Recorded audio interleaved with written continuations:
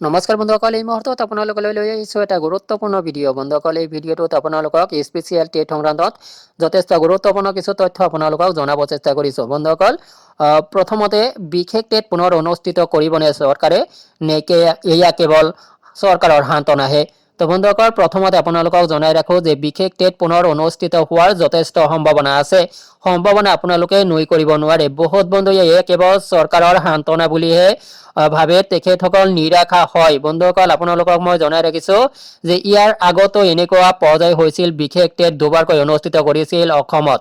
তো বন্ধুসকল, এইবাৰ কিয় নোৱাৰিব অসম চৰকাৰে বিশেষ টেট অনুষ্ঠিত কৰিবলৈ? তো বন্ধুসকল, আপোনালোকে গম পায়, বিশেষ টেটৰ ৰিজাল্টৰ ফালে যদি আপোনালোকে দৃষ্টি নিক্ষেপ কৰে তেতিয়াহ'লে দেখিব প্ৰায় 15,000 কেণ্ডিডেটৰ ভিতৰত 667 জন পৰীক্ষাৰ্থীয়ে পাছ কৰিছিলে। বন্ধুসকল, 2019 টেট ইমান হাৰ্ড হৈছিলে কুৱেশ্যন পেটাৰ্ণটো, তথাপিতো তাত যি ধৰণে প্ৰাৰ্থীসকল পাছ কৰিছিলে সেই তুলনাত স্পেচিয়েল টেটত পাছৰ সংখ্যা যথেষ্ট কম আছিলে। তো বন্ধুসকল, ৰিজাল্ট দিয়াৰ পিছতে আপোনালোকে নিশ্চয় গম পায় যে অসমৰ মাননীয় শিক্ষামন্ত্ৰী ডাঙৰীয়াই কৈছিলে যে প্ৰয়োজন হ'লে আমি বিশেষ টেট পুনৰ অনুষ্ঠিত কৰিম।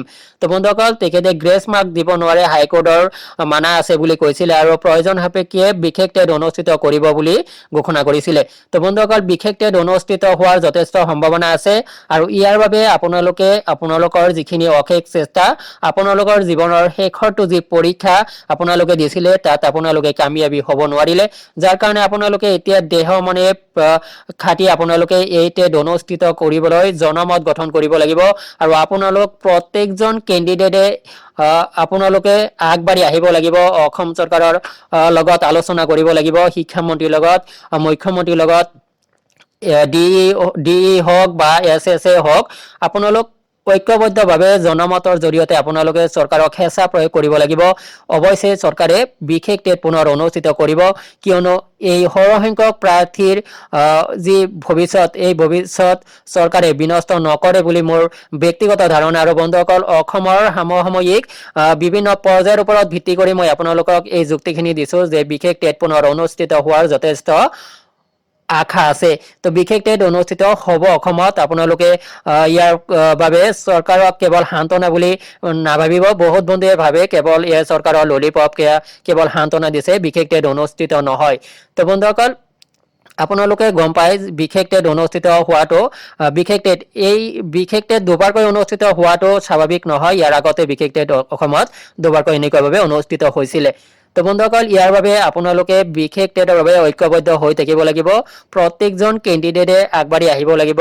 আৰু ইয়াৰ বাবে আপোনালোকে যদি আগবাঢ়ি আহে তেতিয়াহ'লে মই এটি লিংক ভিডিঅ'টো ডেছক্ৰিপশ্যন বক্সত ৰাখি দিম, এটি হোৱাটছএপ লিংক। আৰু সেই লিংকটোত মই দেখিব পাইছোঁ যে বিশেষ টেট সংক্ৰান্তত যথেষ্ট ইনফৰমেশ্যন তাত প্ৰভাইড কৰা হয় আৰু আপ টু ডেট তথ্য আপোনালোকে সেই লিংকটোত ক্লিক কৰি হোৱাটছএপত জইন হৈ আপোনালোকে লাভ কৰিব।